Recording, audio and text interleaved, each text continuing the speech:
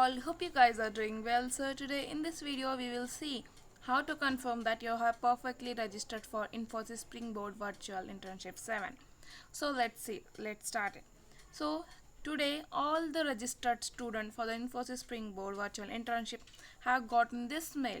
So if you have got this mail, that means you have successfully registered for the Infosys Springboard Virtual Internship 7.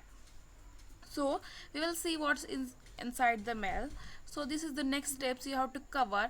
You have to visit the Infosys Springboard Internship 7 channel page, access recommended courses tailored to chosen your technology domain, then understand shortlisting process and the specific criteria. So we will click this on begin now. After that it will redirect to the channel page, so you can simply follow that channel, or you can see this.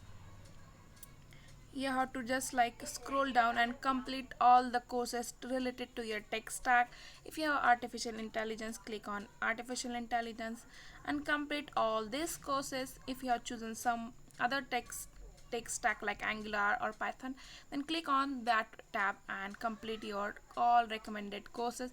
You have to complete each and every course and as fast as possible, because there are limited seats for internship, and results of the internships may be announced after 5th of May, as the registration deadline to complete this course is 5th of May.